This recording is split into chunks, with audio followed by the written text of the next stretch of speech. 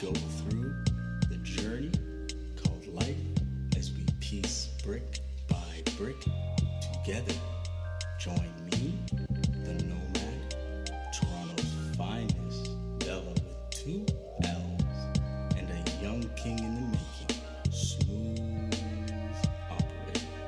And on today's episode, Beauty and the Beast.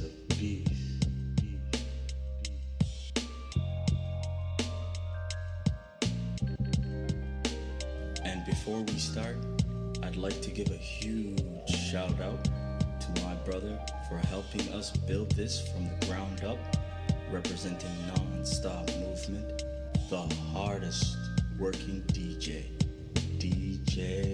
Hillcop.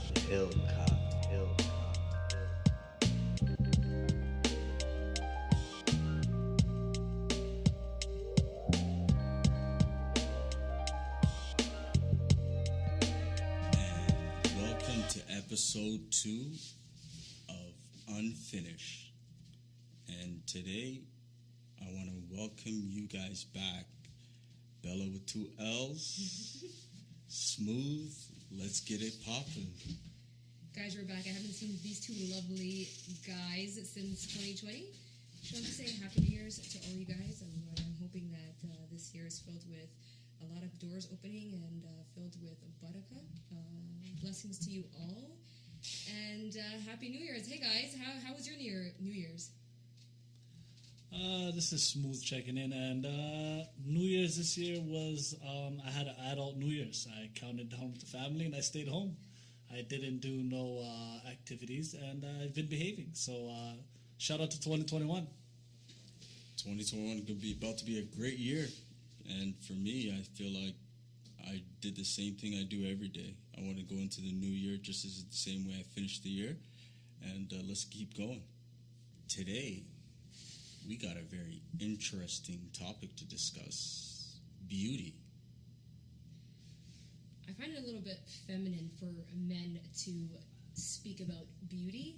And I don't feel like you guys have any place in that conversation. But let's see. Ouch, I think that kind of hurt. But I'm still going to give my opinion. Okay, well, let's get it. What's the question? So, what is beauty?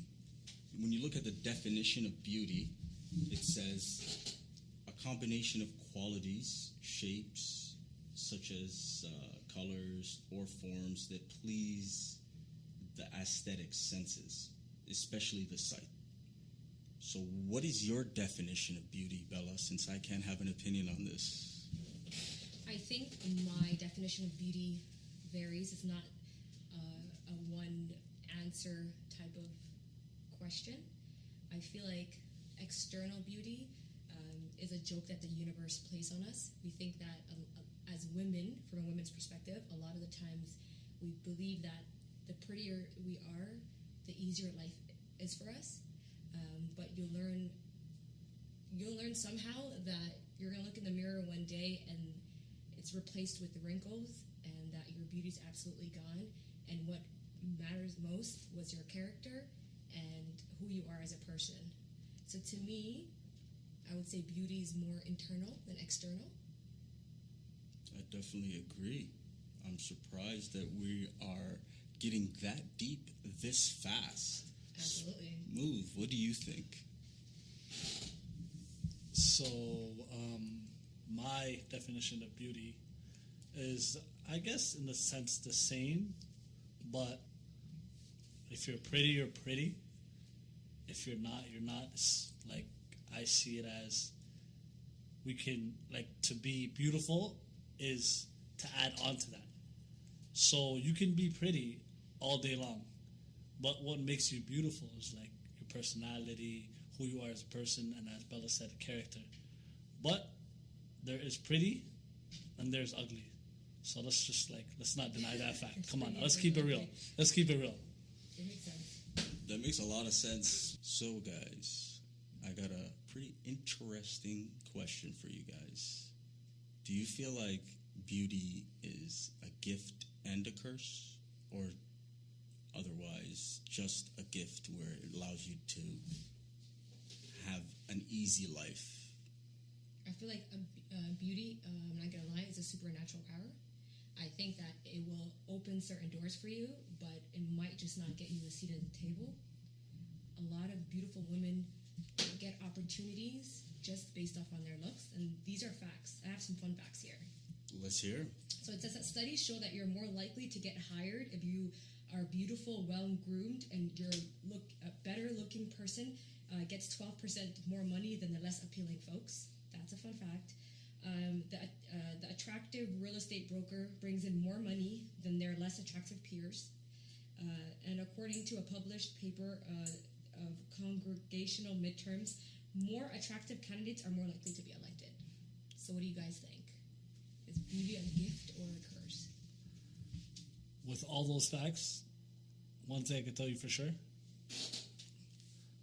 beauty is a gift. Because after hearing all of that, like, you're telling me I can get elected the president, basically, if I look good. Like, that's how much power beauty has, right? So now all you gotta know is you gotta know how to use the power. Probably not president, but you'll probably be the better candidate if you look better than the next person. Just by visually looking better than your opponent, you'll have more doors opening for you. So it's easy for us to say, without a doubt, that beauty is an advantage. It's an advantage. Sorry, the disadvantage I would want to No, don't worry about it. Things come to my head and I have to talk right away. The disadvantage that a lot of beautiful women say is that, did you watch the movie Legally Blonde? When she says, like, a lot of people did not think that I could make it through law school because I was prettier than all the other girls in law school. And so they put this idea together that you can be beautiful and smart, or you can be beautiful and be an intellect. If men look at you for your looks, they can't look at you for your mind. It just doesn't go together. So that could be a disadvantage for women, right? But for men, it's definitely an advantage when they look good, because I've heard, even from experience, a lot of women saying, oh, he stood me up on my date and he's not even cute enough. So meaning that a lot of things, meaning that a lot of bullshit will be taken if you look better. So take it from there.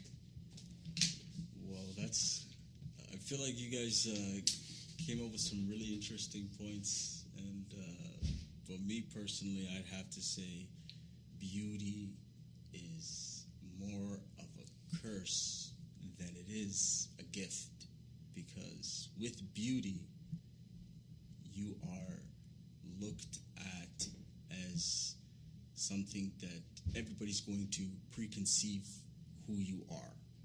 And a lot of guys get intimidated by very good-looking women and are scared to actually even have a conversation with them. Beauty is a form of power, right? And with beauty, it can blind you, which is very dangerous. Because you're beautiful, you start seeing everybody treating you better, you're going to be living in la-la land, because that's not how the real world is. The real world is really tough, and I feel like the more harder it is for you when you're younger, the easier it will be for you as you age, because hardships make you tougher. The whole idea of not approaching the beautiful girl, or being too intimidated to approach the beautiful girl, and I feel like is a notion that's played out. Why do you say that? Because we live in a day and age that social media does all the job for you, and that you never actually have to approach a girl anymore. So I get random guys that probably would never walk up to me in real life, or I've seen them out and about multiple occasions, but they reintroduce themselves to me via social media. Coward. Listen, brother, listen. If you're gonna shoot your shot, shoot it in the gym, not outside the gym. That's all she's telling you, fellas.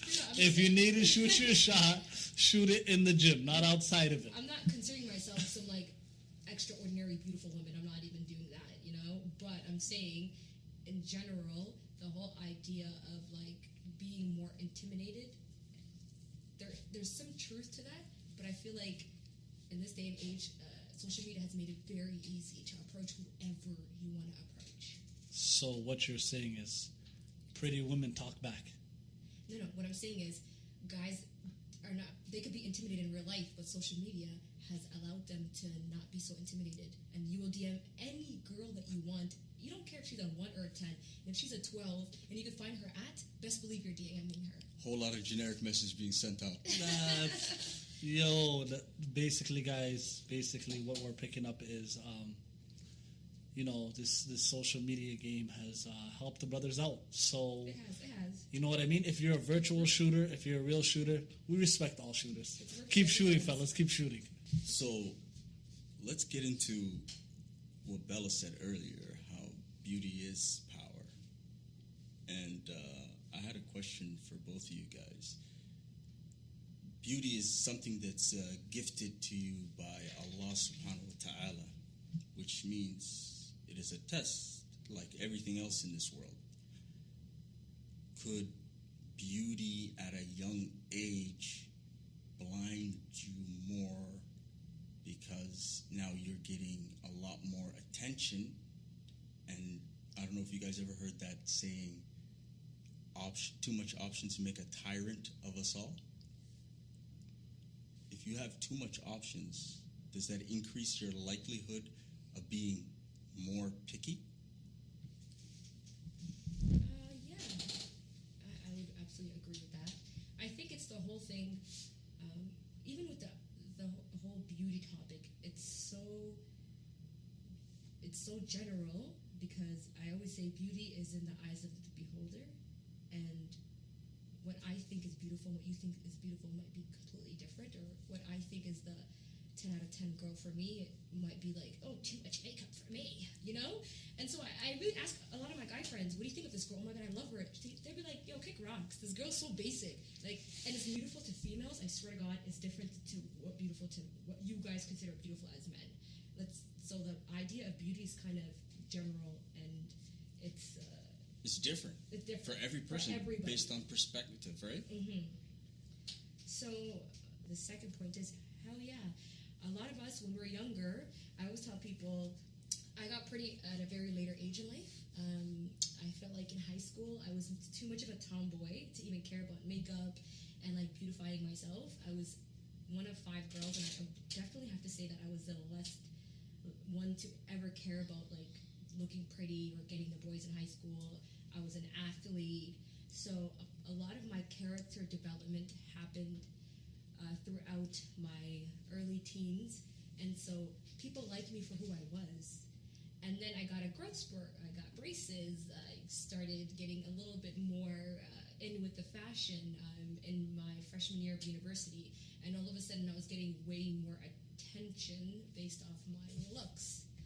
I would say it's more of a benefit on my end that I had you know what they say, a glow up?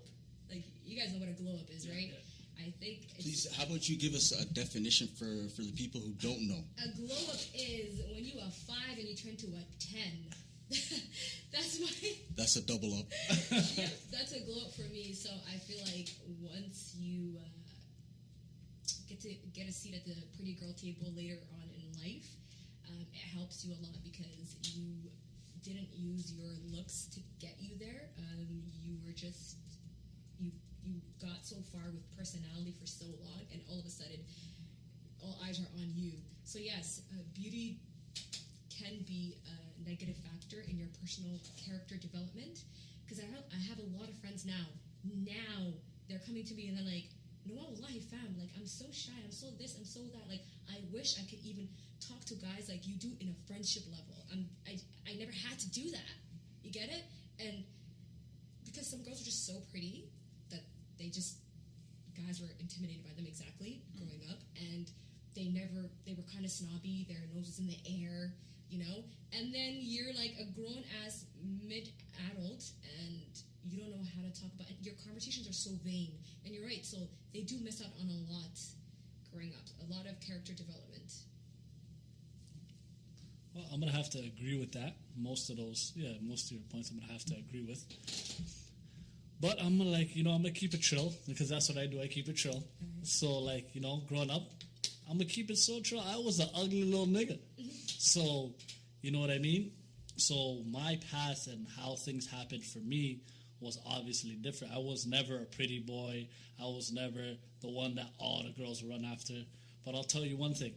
My personality, it's been cooking. It's been stewing. The sauce has been working forever. So, you know what I mean? Looks, when you're little, of course, everybody knows the pretty girls. You know, they have a little clique in school. The pretty boy has all the girls running after him and things like that. So obviously everybody knows pretty is pretty. When you're little, let's be honest. Kids are very honest. They're very honest. Like, kids are not adults. If you never got picked at as young, like, oh, would you're a buck tooth or you're a beaver, like all these things, the girls who didn't experience that, I feel like are missing a little bit of reality. No, because as kids, like, we would say what's in front of us. Mm-hmm. We don't hold back. But now as adults, we hold back and we'll be like, oh, we don't want to say this, we don't want to say that. But as kids, we're very honest. So the definition of pretty when you're little is what you see. Definitely. Like, you don't hold back. You don't hold back. You just say what you say, right? So there, of course, there's going to be advantages for those children and for those people as they grow up. But as we become adults, it changes. It changes, absolutely. Have you guys ever heard that Kanye line, the prettiest girls do the ugliest things? Absolutely. Well, Kanye, that was before he lost it. I got a story for you guys. Okay. So, I'll say recently, I decided that I would start talking to girls because I want to get married. And You've been on a hiatus. Yeah, and it's not easy. It's been critical. Shout out to you. And it's not easy. So I met this girl, and we started talking, and I asked her, so tell me about yourself. Like, what makes you special? And she said, I'm beautiful. And my reply was, big deal. And what else? And she said, beauty is special. And that confused me. That's babe talk. No, she's tripping. She's tripping. She trips on some. Is that normal, or am I just that much out the game? No. I think I'll take it as a joke. I say stuff like that as a joke. Why you call yourself Bella a big deal? I don't mind because I'm a big deal. Confidence is good. Yeah. I just say funny stuff like that, but I don't mean it. So I hope the girl that you're talking to, you gave her a second conversation. I think she was joking around about the beautiful. Like, that's a retarded way to answer a question. You know, we're not judging. No. Let me tell you something. That's the players in the game have changed, but the game hasn't changed. Yeah. No, so I mean, like, what she's saying to you, take it. Yeah. Listen to it. Yeah. What you did was right. That's not a good answer. I kept it pushing though. Right away. Yeah, I feel like because I'm a little bit older, I don't have time to do that dance, that little dance of teasing each other, all that stuff. Yeah. I don't have the time. I'm old. So you heard it here, first ladies. He's a big stepper like Big Meech. So don't play with him. Don't play with that boy. You can make jokes like that with a guy that you're getting to know. I feel like making light of conversation sometimes is fun. I don't think I would answer it like that. But again, the whole like, oh, why do you call yourself Bella Big Deal? And I'm like, because I'm a big deal. That would maybe turn a guy off too. But I'm just making light of the answer. So her saying she's beautiful, I mean, that's vain talk. But I'm happy that she's confident. There's a lot of like body shaming and there's a lot of like self-hate happening in social media with the day and age and how beauty is kind of changing on what the world sees as beauty. That if she thinks she's beautiful, then hey girl, hey. But let me ask you, like, is that self-confidence or is that ego? Because if a guy doesn't react to your beauty, it might throw you off. And if you know what, I'll say myself included that we've been in situations before where they say stuff like, I'm too pretty for this. Like, does he know who he's talking to? And it's not that, it's not that I'm like, think that I'm the prettiest woman in the world or anything like that, but it's, you put yourself on a different status when you love yourself. When you look in the mirror and you like what you see, inside and outside. Yeah. Because I'm telling you, a lot of people don't like what they see on the outside, and it kind of could be detrimental with your character. I think low self-esteem rubs off on the people around you. I definitely agree. Your environment and the words you hear, the people you surround yourself do affect your self-confidence. But ego is something that is very bad, but hard to define and hard to notice that you are focused on an external factor. I feel like ego is the reaction you get from your presence, from other people. And self-confidence is character, self-accomplishments. I think we all fall into being egotistic without even knowing it sometimes. Definitely. I agree. I feel like it's so scary that sometimes when people know who you are, like when you have a social media presence, right away I've said things that I would have to kind of analyze and say, what the hell? Why did I say that? That's not even me, you know? You get caught like up in the certain moment. times, like I'll be going out and I'll be like, oh no, I'm not gonna go there not presentable because I'm not a big deal. You know, it's no, it's weird. It's weird because I was never that type of person. Like I told you, like I never wore makeup. I never cared about like really how I dressed. Like I was just a regular until I kind of got this social media presence that even going to the grocery store, I'd be like, do I think I'm one of the Kardashians? I'm not. Like I'm telling you guys, like it's disgusting. It gets egotistic. Why did I picture you with some big ass shades walking to the grocery store with a Starbucks cup? It would be so embarrassing because that was never me as a person. Wallahi. So I feel like that's what they say. There's parts of the social media that's devilistic. That's what it is. I know people. Forget me. I'm nobody, but I know people that won't come to certain gatherings without makeup on because they feel like they have to present a certain kind of beauty that they display on social media in public. Ooh, that leads to my next question. It's scary. Ooh. So what do you guys think about makeup or no makeup?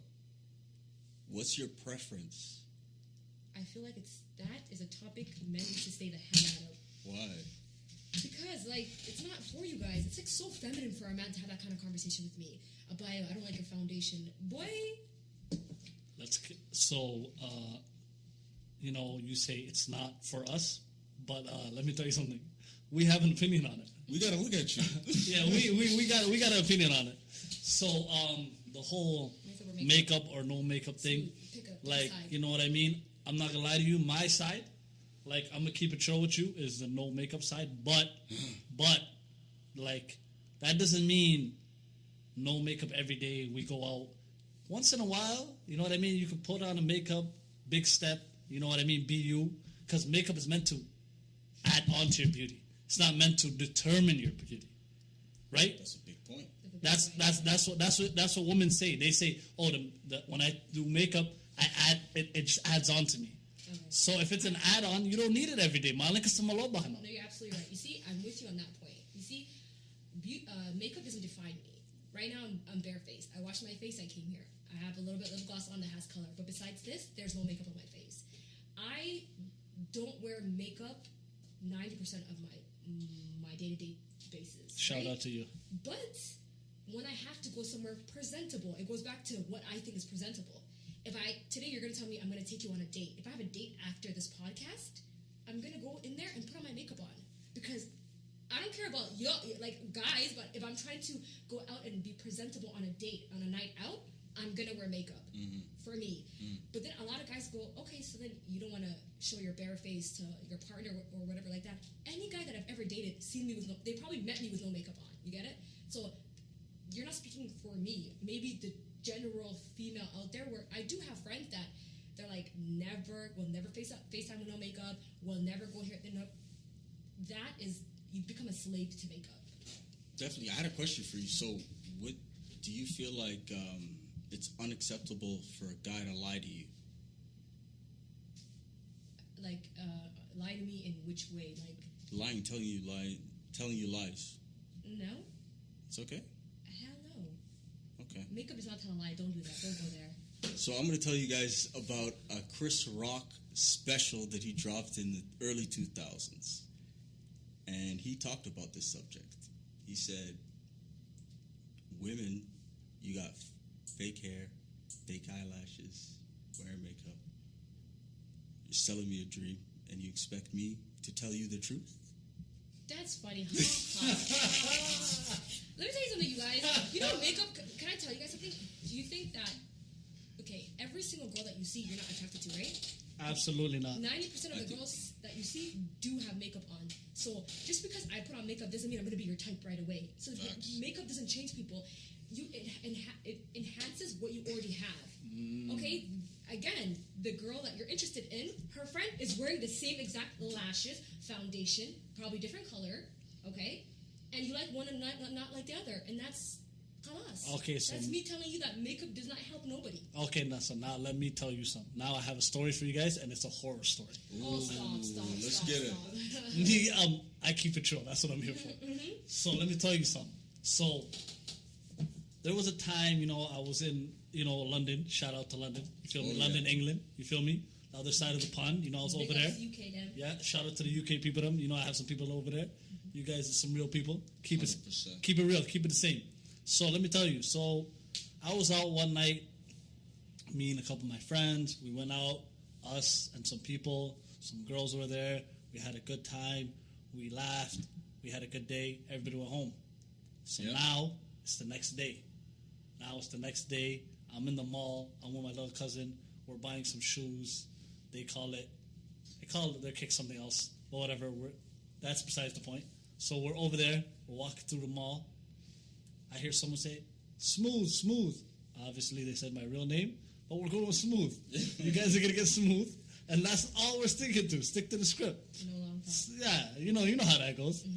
So I hear Smooth. I'm like, I'm in the middle of a mall in London, England, in Shepherd's Bush, Westfield. I said, there's no way anybody's screaming my name in small.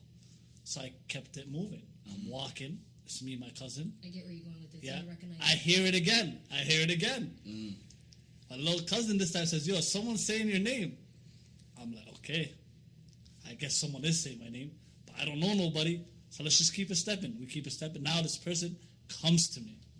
Says, oh my God, Smooth. Da-da-da. They talked to me maybe 5 minutes. And then after 5 minutes, they said their name. Once they said their name, my jaw dropped.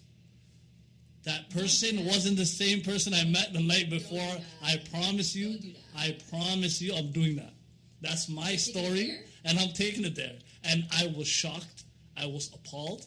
And that's, you know what that's called? That's called way too much makeup. Did you feel violated? I did. I felt like I was lied to. You know what's the crazy part? I have the same exact experience. My goodness, there are serial makeup artists out there. Watch out, fellas. Guys, I think it's what the eyes are used to. So let me tell you guys something. I go to work Monday to Friday like this, bare face, right? I went to a holiday dinner that my job was holding. Yeah. I came there dressed up, makeup on, lashes on. I came there looking like, you know what? Today's I want to look good. Let me tell you something. Every single person wanted to take a picture with me. They were telling me, oh my goodness, what did you do to your face? What did you do to your eyes? What did you do to your lash? Oh my goodness, did you do makeup outside of here? Da-da-da.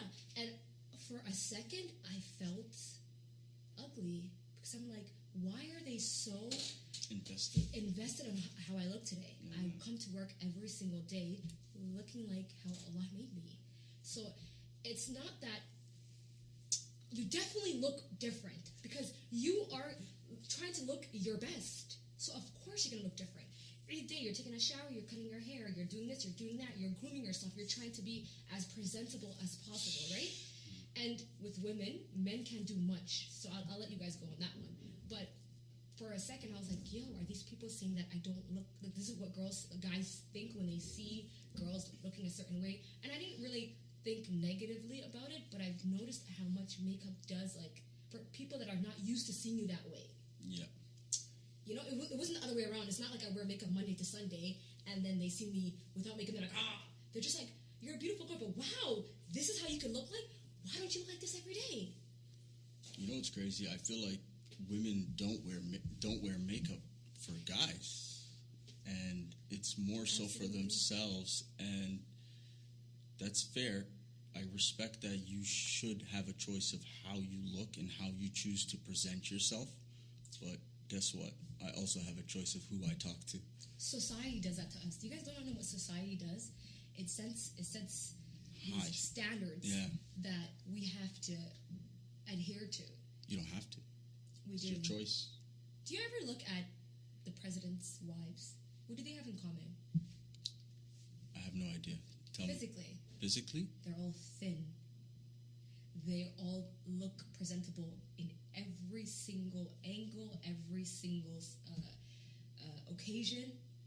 They have the most elegant clothes on. Mm-hmm. And what I'm trying to say is, if you're in a certain status, like in business, corporate America, like anything like that, you have to always have a face on. I don't think I've ever seen a president's wife come to like an election or like a ball without makeup. At least we have the advantage of walking around choosing when we can wear makeup. You see the women on like news channels and stuff like that, they all have a full face. They don't have the chance. They have to come in front of it's like when you come in front of an audience of people, the only way you're accepted is if you adhere to the standards of beauty.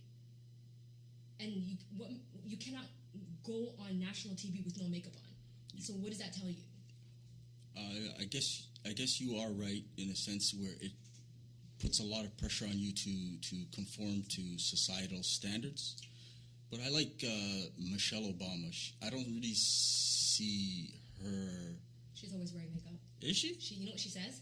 I like my makeup very light, and she uses the same makeup. That's what it is, yeah. Artist all the time. She doesn't like blush. But she wears makeup. Whereas she wears concealers, foundation. You guys don't know the black is beautiful. We're cooking up a storm when we're doing makeup. There's levels to makeup. I've seen it. I have sisters. You know, there's levels to makeup. You're cooking in the kitchen. Wearing a makeup during the day and how you wear makeup going to a wedding is completely different. You have to wear light makeup during the day, crazy makeup during the night. What light is it going to be? Is my lashes look too crazy? So we have a whole world behind. It's a sport. Guys, it's a sport. So you either appreciate it or you don't. No, of course, that's facts. But there is such thing as too much. I agree. That's what we're trying to get across. Even too much. Even my nieces right now, they're 14 and 16, and they're starting to explore the idea of putting on makeup. My sister's not really too fond about it, but I let them. I have a lot of makeup. I give them free makeup that I get sent to me and stuff. I let them explore, but I always tell them that school is for school. Do not try to wear makeup for school. If you're coming out with me, I'm taking you guys somewhere. It's just like me. Whenever you want to go somewhere, you want to look nice, wear it. But don't become a slave to makeup. Definitely don't, because it will lead you down a dark, dark path. I feel like if you focus too much on your appearance, you will forget to work on the interior, because that is what lasts. Character is what you need to be building, not working on something that fades within 10 to 15 years. Logically, that is not a smart idea. By the time you realize that your beauty's fading, it's too late.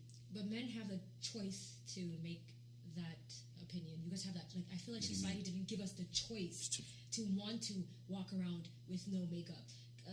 Alicia Keys, she made headlines everywhere when she decided, hey guys, I'm never wearing foundation. She didn't even say makeup. She was, I'm never wearing foundation again. Okay?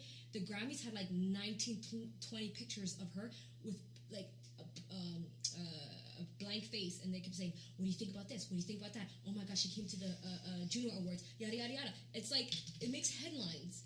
So you guys don't have that social pressure to do it. So you guys can have that strong opinion of not having to really be based on makeup. You know, like Bella, you talk about how you faced a lot of challenges when you were younger, and those challenges allow you to realize that opinions are very, very cheap. Absolutely. Right? Yeah. So you should focus more on your actions and your words and build a character and try to pull yourself away from those societal pressures, because that will lead you down a very dark, dark path. But how about that determines you feeding your family? How about if this is, like, again, real estate, being in the public eye, being on YouTube, being on spaces where you're in the media. Yeah. It's easy to say that if I go to a 9 to 5 and I go home Yeah. and I don't wear makeup on a date. That's easy. You're right. But imagine the woman that has to feed her family based on like areas where you have to be seen. Where you're pressured into. My dad always used to make a joke.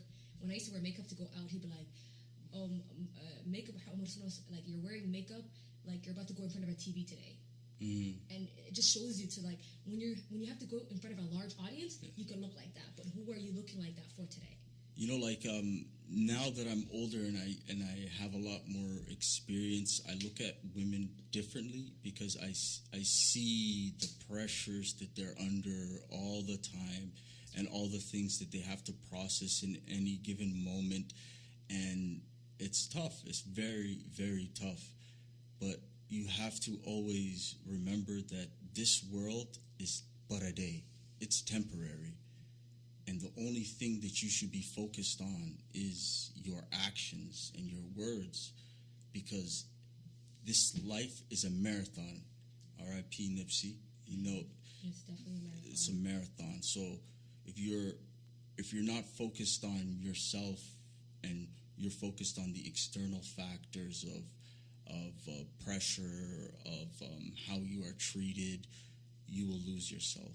You got to decide who you are as a person.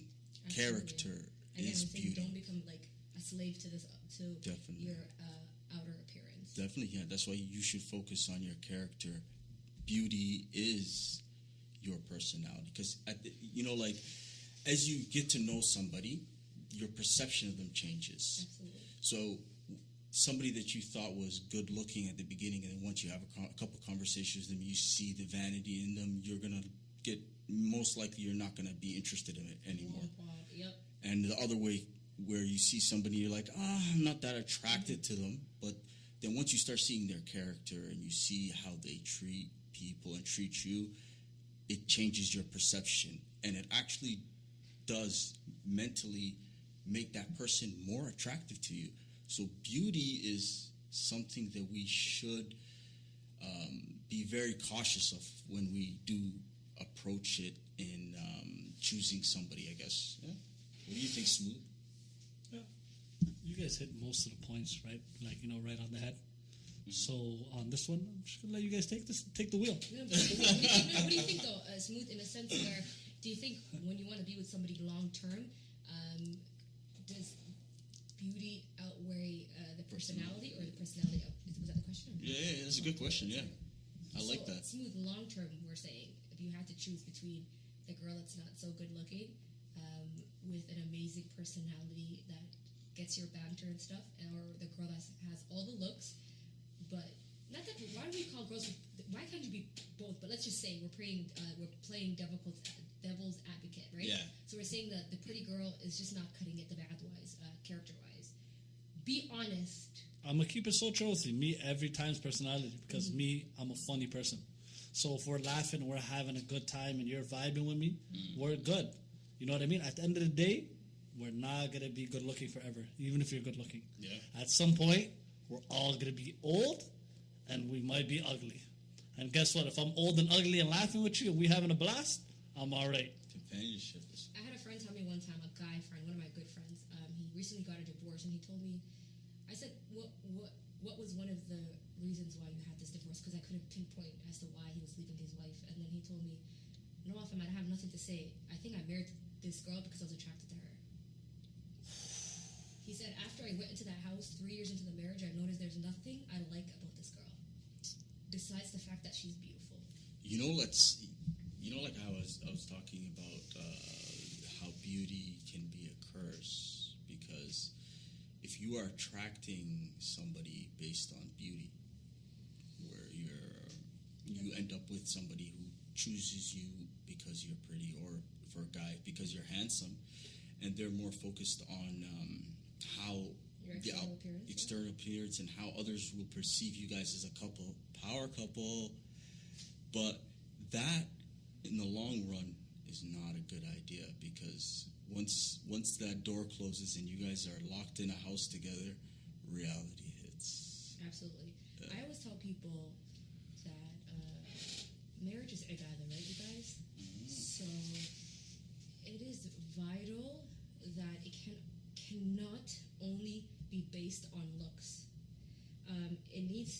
initial like pull and tug could be like looks. Oh damn, he looks good and stuff. But later on, other things have to factor in. Looks can never be enough because this person is either your curse or your barakah in the long term. But you do not control that. That's the scary thing. But looks alone doesn't control that either. Nothing control. Only Allah subhanahu wa ta'ala controls that. But Allah subhanahu wa ta'ala also gave us a guideline on how to pick and choose between women.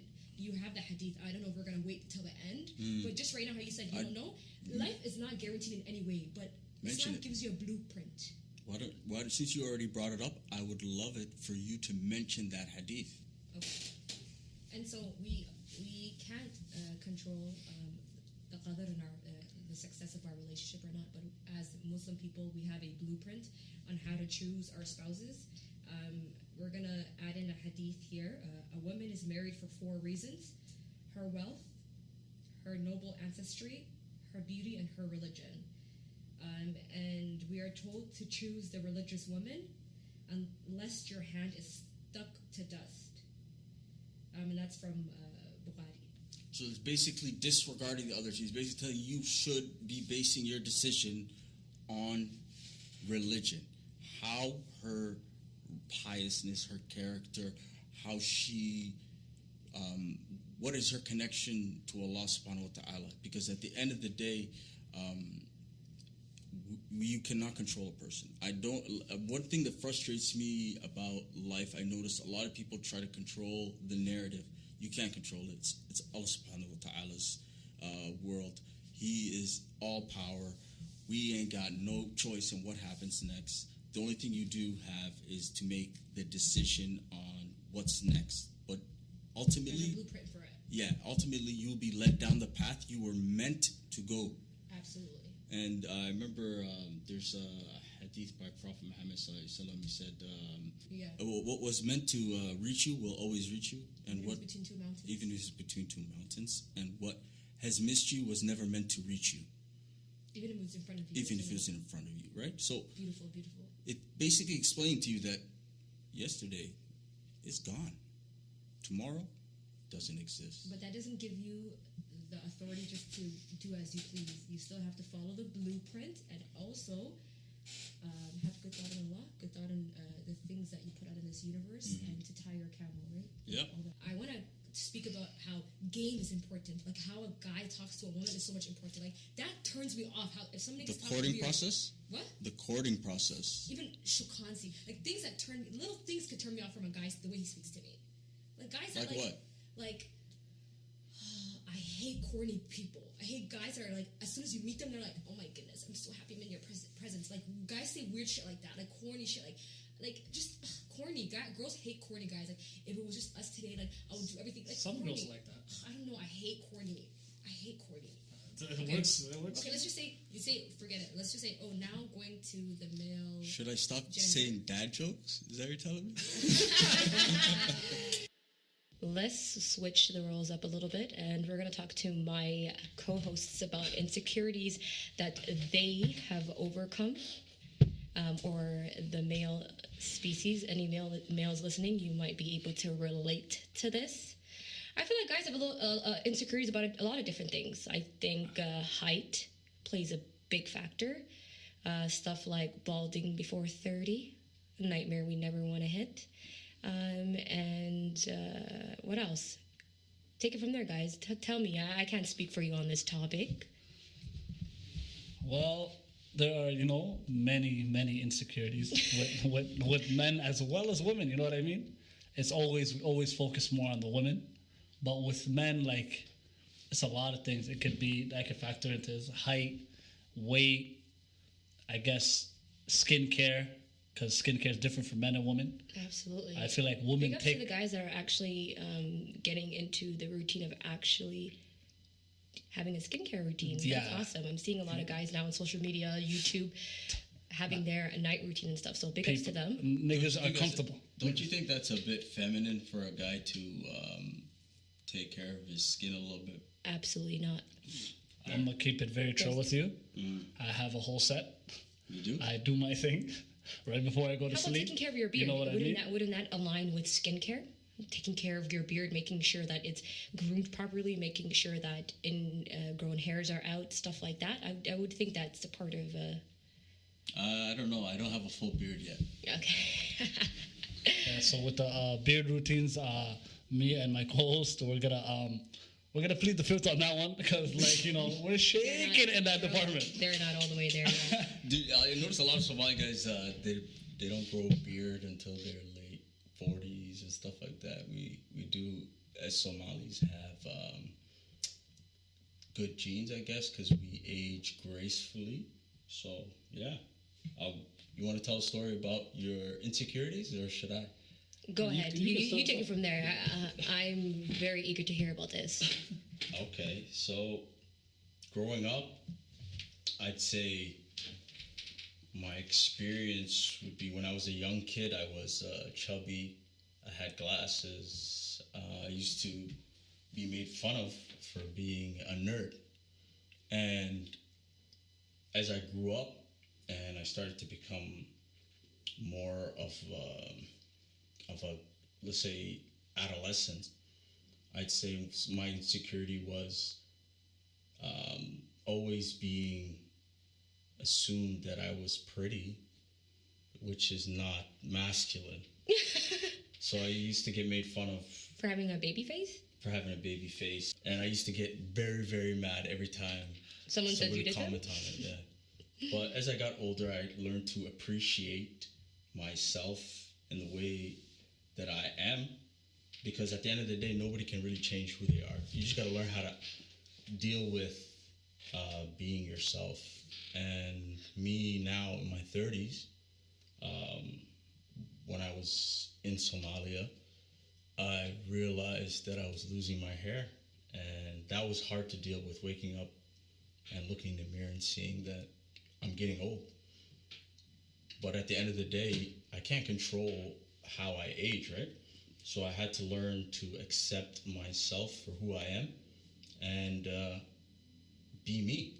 And when I started to appreciate who I am as a person, I let go of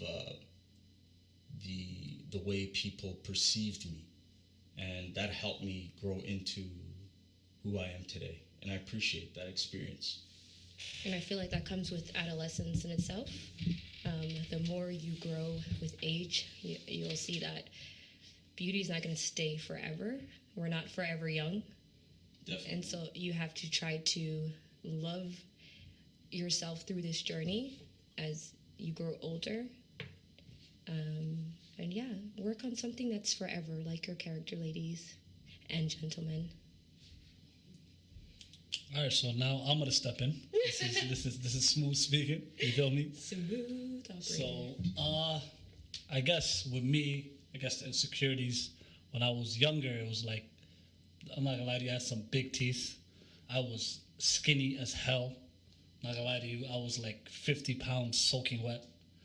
And I don't feel like those were like insecurities, but I feel like insecurities come with how people perceive it. So if somebody's always pointing to something and always speaking on it, I feel like that's how we become insecure about something. Because I never thought it was a bad thing to be skinny. Absolutely. Never in my life. I didn't even think I had a big forehead. Until multiple people pointed out that my forehead was absolutely huge, and all the kids never. I was like, "Is my forehead that big?" And I'm like, "Girl, yes, your forehead is definitely that big." It's part of being Somali. It's part of being Somali, but until people kind of point out your insecurities. That's what I'm saying. I feel like for me it was like I was born like this. Mm-hmm. This is who I was forever. Mm-hmm. Like, you know what I mean? At some point, like, I try to eat a lot. I try to put on weight. I tried everything you could think of in the book to put on weight, and it just didn't work for me. The metabolism just was way too fast. Yeah. Like, if I eat, I walk, all of that eating is done. Everything I ate is gone. So how'd you overcome that? You just I just embraced it. So what I did is I just embraced it. I said, you know what? Mm-hmm. I'm gonna be the flyest skinny nigga out. Absolutely. And you know what? Once I moved past that and took in my power, I just lived it. You know what I mean? I lived for the skinny niggas. I let people know, listen, man, this is not something to be sad about. Yeah. This is not something to be ashamed of. Yeah. Be who you are. You know what I mean? Yeah, revel in it. You know what I mean? None of us are perfect. Exactly. So I guess insecurities are on both sides, for women and men, right? Because girls would look sometimes and look at me and be like, "Oh my God, you're so skinny, you're so thin. How do you do this? How do you stay like this?" And I just look at her and say, "Abaya, this is how I was made." Like, I don't want to be like I don't this. think I had a problem with a guy being skinny. I always just have a problem with a guy being skinnier than me. Wallahi, like I don't have like being skinny. Let's be realistic. Somali boys don't walk around being buff, 6'7", looking like LeBron James. I mean, There's a 1-2, but like we don't. I still appreciate you guys for how you look, but that's not the ideal farah. But again, it's just I didn't want to be beside a man that maybe would make me look bigger than I already am. So I guess a lot of Somali girls think like that. Like, oh my God, that nigga too skinny for me. Is because you're a little bit thickums and you want a guy beside you that's a little bit, Me, I'm tall. I want a guy taller than me. I'm going to tell you guys about a fetish that Somali men have. This is going to be pretty funny. But you have to tell them like where the Somali guys come from. So this is part of the Somali culture where fat ankles is considered beauty. Did you guys know that? Not at all. So like back home in Somalia, like if a girl has fat ankles, she's the hottest girl in the room. Well, the standard of beauty in Somalia is obesity. Let's just say that. Obesity. That's not true. Absolutely true. Absolutely true. I 100% agree with it. Absolutely. Well, because the big boy in Somalia gets a lot of love. If you're a big boy and you go back to Somalia, they're saying you're eating good. The ayayos, everybody's saying. Guess what? I remember my father saying to me, "If you don't find a man in Canada, there's no way I can market you in Somalia." Wallahi. And I said, why? I'm educated, I'm beautiful, carry myself very well, I smell good, I can market myself anywhere. And he's like, no, they're going to say, "Gabaran bahay ako shit." How would I sell you in Somalia? And I'm like, I'm not even that skinny. I don't even consider myself skinny. I consider myself a little slim thing, if you ask me. But yeah, no, it's to be bigger, it's to be beautiful in Somalia. Because even like that, like my aunts, they always say to me, they say, "Yo, the girl you get married to, if she doesn't make you gain weight, we're divorcing you." Okay, guys, we're getting somewhere here. You have to go back home. The idea of beauty is different everywhere. Everywhere in the world. It is. Makeup, no makeup, skinny, tall, slim. There's not like one standard of beauty. Definitely. So that's why I want all of our listeners to feel beauty or beautiful. In whatever shape, form you are, man, just embrace it and live it. Confidence comes from embracing your true self. Exactly. There's a saying that everything has beauty, but not everyone can see it.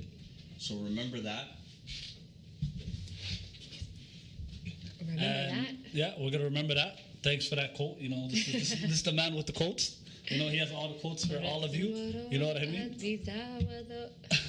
So, me, I'm gonna say like, however you are, whatever you are, just live it. You know what I mean?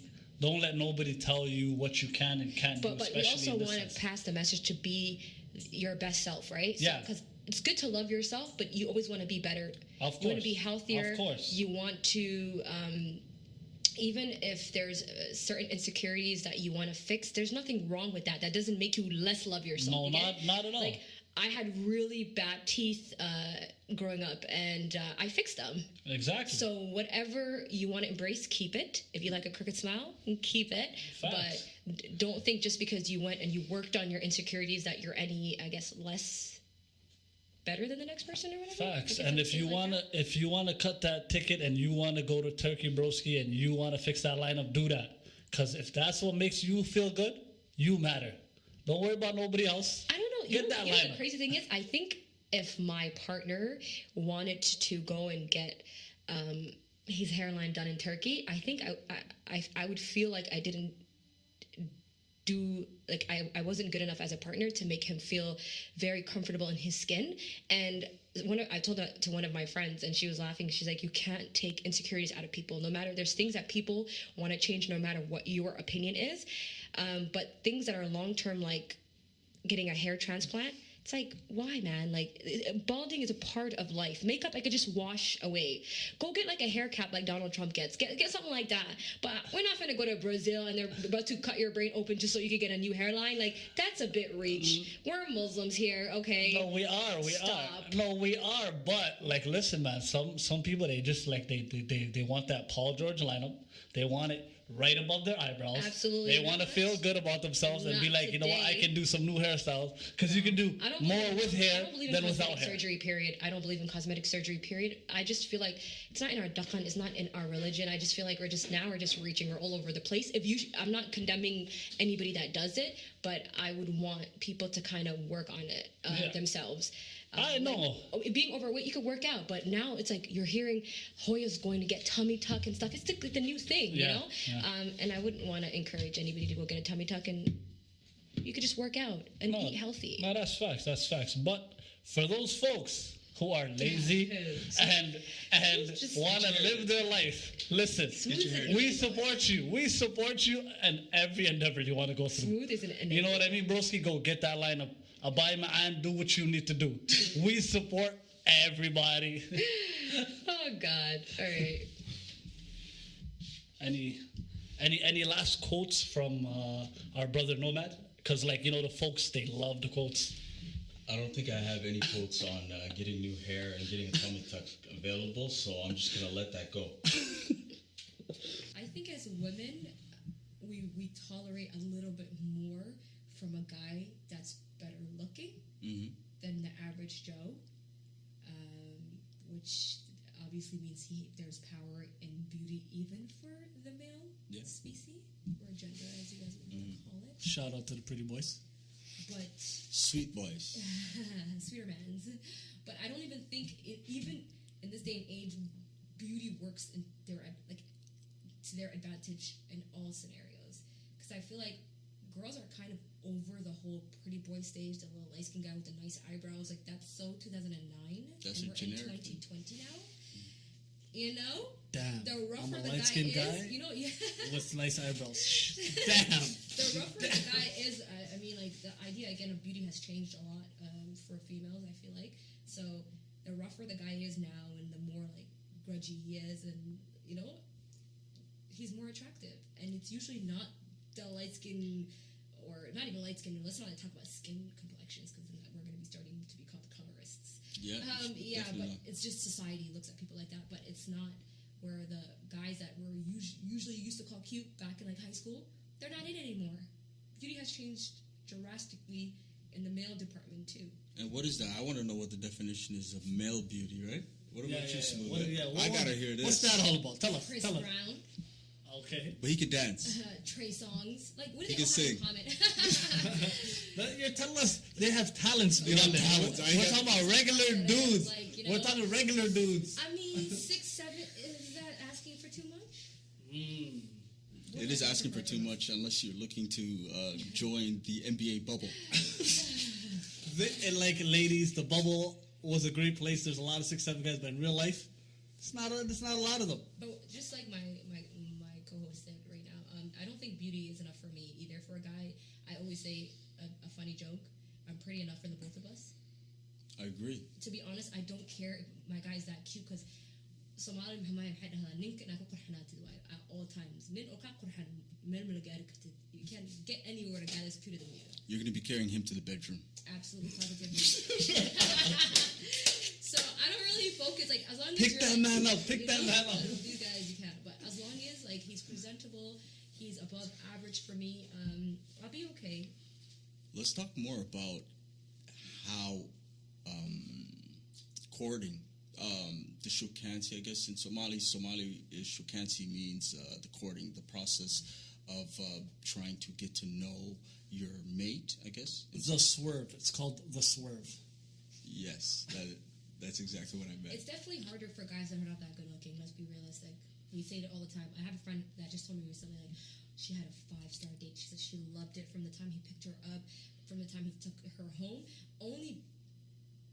She walked me through it, but she probably wouldn't walk me through a regular date. And she was like, well, now I don't have to explain to people why I'm dating him. Why is that? And I was like, why? Because she said he's so ugly. But But she's saying that basically, like, the way that he treats me is gonna take people like, oh, I understand why you're dating him. Like, so a lot of women are based on how men look too. Do you feel like maybe she's too concerned about opinions? Absolutely. Because looks, that hurt my feelings too. I mean, like, she didn't say ugly. To all my brothers I'm out sorry, there. I don't want to like come off as that, but she's saying like, yo, like he tries more than a good-looking guy. Let's be realistic. The average good-looking fat guy in Toronto pulls up on you whenever he feels like pulling up on you, and he'd be like, "What's up? Where you trying to go?" Shout out to Farah. I'm not going to Joey's. We're not doing that. We're not doing that. But like the boy that's kind of like excited to go on a date with you, he's like, "Oh my god, I got a date with Bella." They feel you know, they get excited. STK. It's not even my birthday. Like they're ready. What is STK? Are you this guy goes around. It's a nice place. Please explain it for us. The average broke boys over the here. Average meal, if you get a whole meal in STK, is like $150 per person. So like your bill will get to $300. I can't afford that. And any girl that is. I'm not expecting it, but what I'm saying is guys are lacking in certain departments. Taste of the finer life. You know? I can't afford her. I can't afford her. It shouldn't even be right. I wouldn't give my brother advice to take a girl to STK for the first date. I never. I wouldn't give advice to any guy to date. I mean, like, how about if you're about to propose to her? How about that day, in that scenario? Like, big, like, events, like, big events. I don't know, man. Personally, you know what I noticed when guys take me to STK? They were not listening in the Shukanti process. I don't eat non-halal meat, so don't take me to a steakhouse. I think sometimes guys focus on impressing that they're not listening. No, but Ruth Chris has halal steak. I heard. Come on now, don't play me. I know this stuff. I heard. So for our viewers that are not from Canada, these designer places are... He called them designer places. They're designer because I can't afford those kind of stuff. No, let me keep it true with you. If a guy takes you there first date, well, that man is different. That man is different. Feasible. Let him just sorry. It's not the ideal first date place, but it's because it's not feasible for the average person. I have $300 in my bank account, not to give it to you on a first date. Like that's akhlaq humo. What the hell? I definitely agree. Yeah. But as a man, if you took it there, you took it there. That's if you feel. I'm not gonna stop you. I'm not gonna be like, let's turn back from STK. Yeah. I'm not. No, but like STK, like once or twice a year, that's good. Yeah, more than that, if you do more than that, I'm not lying to you. Abay ma'an, you need help. I can't help you. Smooth is not the one for you. I'm gonna tell you now. Can I add one more story? I don't know if this is gonna make a cut, but it's very interesting. I was listening to a sister speak on Clubhouse, and she told me that a guy took her on a Starbucks date, and she said she usually does not go to anything basic like that. But he said, you know what? I'm not into sitting in the whole restaurant environment. Like I just want to have a coffee date, and I feel like I want to get to know each other. Yeah. Get to know each other through there. So I respect that. Yeah. So she was like, okay, so whatever. I was already annoyed, and I went to the Starbucks date. She was like, I ordered like $1.99 coffee, and he ordered whatever he wanted to order. And she said, when we sat down, he was like, I already like you. And she was like, what? He's like, you didn't order the most expensive thing on the menu. The most expensive thing in the Starbucks menu is like $9. I don't know if women. Really there's no way to like. There's. You know, like how women qualify flabbergasted. guys. You know how like women qualify guys throughout the courting process. A lot of girls don't realize that men are doing that at the exact same time. No, he should be embarrassed because I'm embarrassed for him. No. I don't think like you see. You're looking at the concept of. You're looking at the concept of dollar signs. I don't think he was looking at. He should have never brought that up. She just I agree. He shouldn't have done that. Why would he say something like that? Cheapy. Cringy. Yeah. No. That brother is cheapy. Brother, you need some tutoring. We have some after school classes. We'll be starting it later on. We'll talk about that later. Shukansi 101. It'll be starting so even if sometime in the new year. His beauty would not be enough for me. Definitely, I agree with you. Beauty is not something that is you should. Me personally, I don't focus on beauty because the longer you get to know a person, the more their character shines. You know, and at the end of the day, I feel like I am personally seeking companionship compared to a temporary thrill like lust, which you should stay away from. All you people listening today, stay away.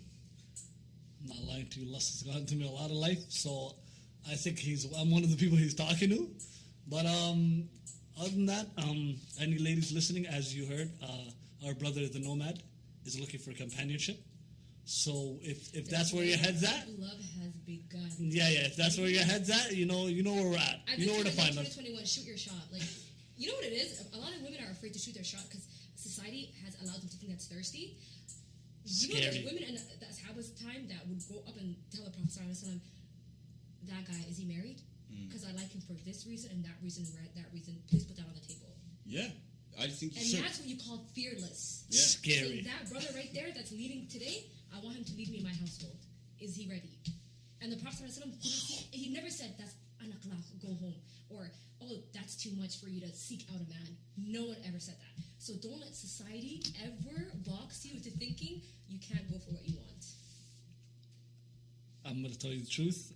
I don't respond well to shots. I'm gonna keep it so chill. I mean, there's a way. I'm a shooter. I'm a shooter in real life. Don't So if I get shot at, it's scary.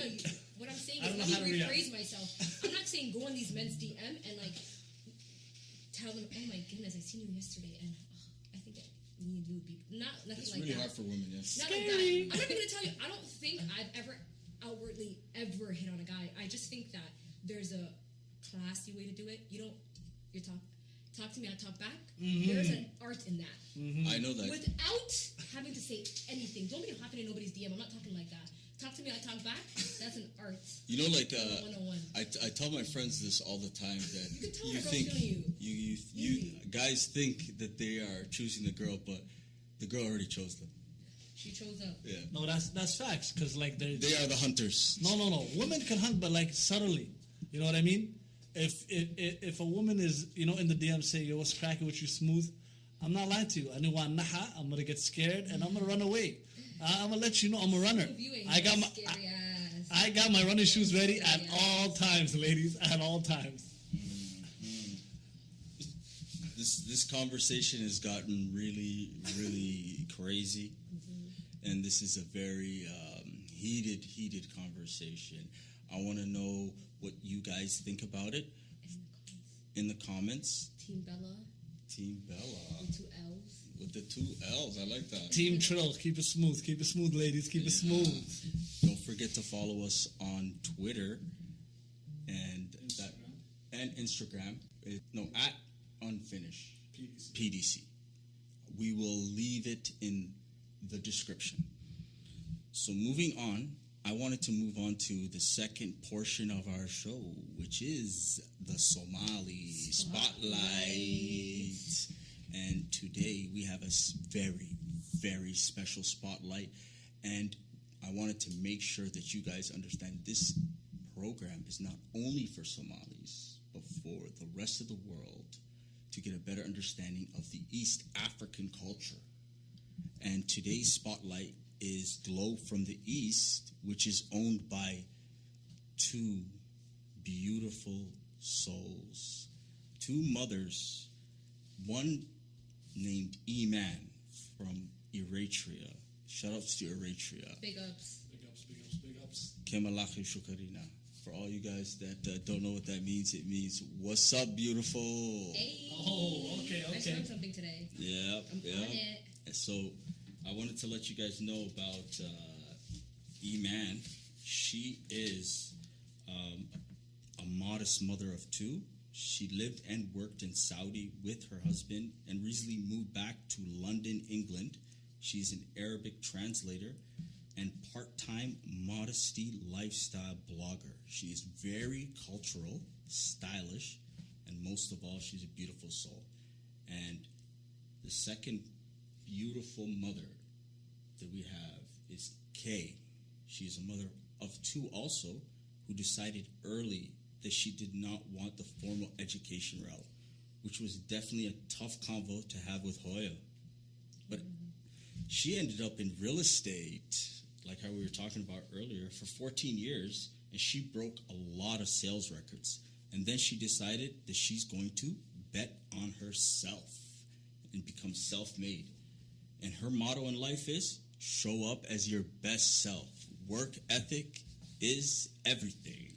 Her motivation is her mother, a Somali woman who sacrificed her life to move to London in hopes of making a better life for her kids.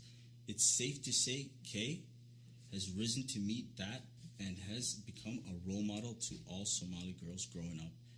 They are now about to launch their sixth product. Their website is glowfromtheeast.com and Qasl. And they use Qasl, which is a little green leaf from a tree called the gobe tree in East Africa. And Qasl is used as the go-to beauty regime for women across East Africa and has been for generations. And I'm pretty sure some of you guys have seen that green face walking around in your houses with your sisters and mothers, right? Guilty. Yeah. And then Glow from the East has created a clean and organic skincare mask, which is made of Qasl and 7 other non-toxic organic ingredients that work wonders on all types of skin. So I don't really have a skin routine, so we're gonna leave this to Bella to break this down for us. Honestly, I've actually come across their page several times because I follow a lot of influencers that are behind their product. The most interesting thing I've noticed is how they package their items. A lot of the time when we get Qasl and like hudud and stuff, we get them from back home, and the product itself is very healthy for the skin, but I feel like I've had problems with the packaging. Most of the time, like, it's not put together properly, and I think it's just only because back home we don't have the resources that the girls probably in the UK have it. So I'm actually very excited that we shed light on these girls. They are all about healthy, glowing skin, and a lot of the times back home, people just talk about not staying away from the sunlight so that they don't get darker and stuff like that. And like unhealthy, weird things that we picked up from generational things that we've learned. But they're all about healthy skin. They talk about organic products, how to exfoliate, and just how to deal with day-to-day blemishes and issues. So I'm very happy that we've touched base on that, especially the fact that we're talking about beauty.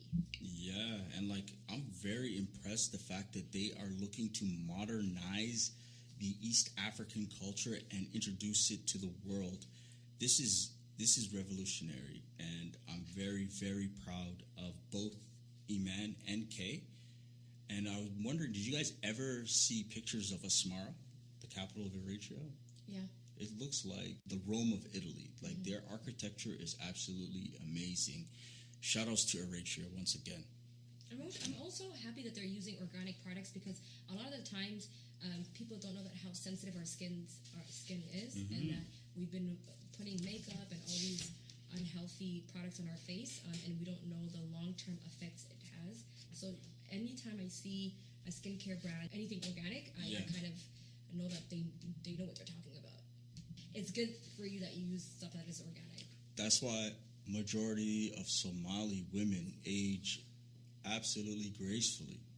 Absolutely gracefully. Shout outs to you guys. And with that, let's move on to the last portion of our show, which is the story or hadith of the day.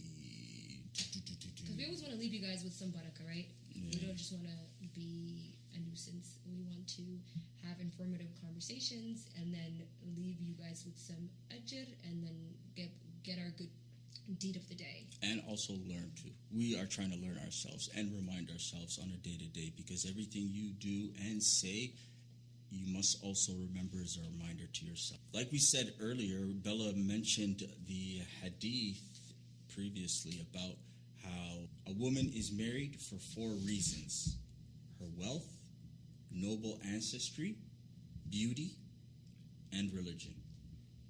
Choose the religious woman, lest your hand is stuck to dust because of destitution, which means basically the Prophet Muhammad ﷺ is telling us that we should be basing our decision on religion, and the other 3 things are not as important, because at the end of the day, our goal is to make it to Jannah, and everything we do in this world is just a test. Absolutely.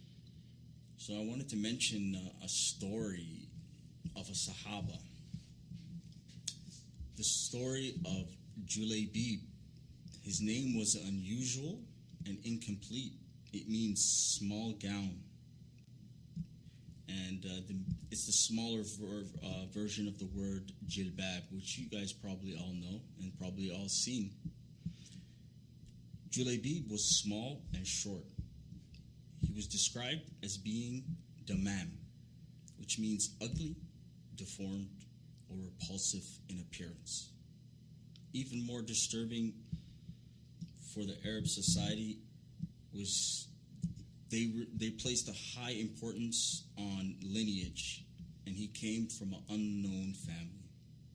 It's safe to say JULABIB was an outsider to society. You might call him a stranger.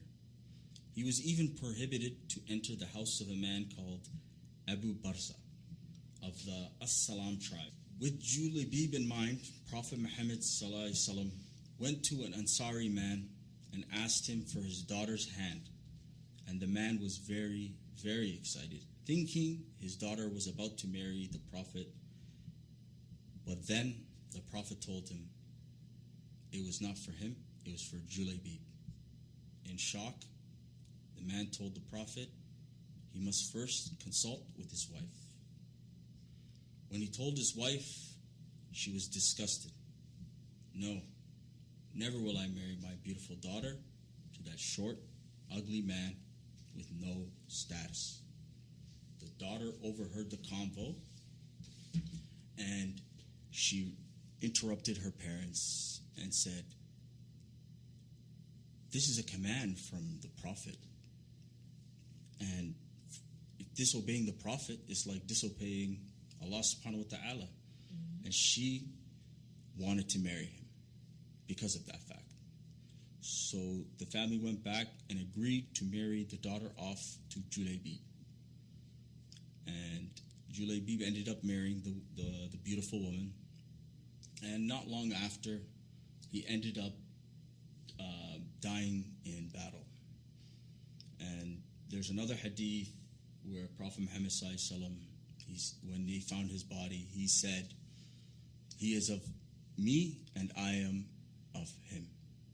He's seen the beauty in his character. Even though the Prophet spent most of his time worrying about the ummah, he still had it in him to see the beauty in the outcast amongst the society. That is the character of your Prophet, peace be upon him. Never forget how important to focus on the what's really important, which is person's character. Beauty fades, wealth comes and goes. You're going to have good times, you're going to have bad times, but character stays. Focus on that. So that was actually a beautiful hadith and one of my favorite stories when I think about beauty. And another thing I wanted to add is that you can't keep up with what beauty is in this day and age. I feel like as society norms change, the idea of beauty keeps changing and changing and changing, and I feel like we can't, as women, even keep up with. Before it used to be like covering up a little bit, not showing too much. Now we have to show everything, and like it just the society's pressure of beauty continuously changes, right? And so a lot of the times he gives us a blueprint on how we should dress from the time of the Prophet sallallahu alaihi wasallam till today, and that idea never changes. Those rulings never change, and it's just to have haya and to cover up and to lower your gaze and all that good stuff. I have a story about you. Yeah, I'd go like to ahead. share.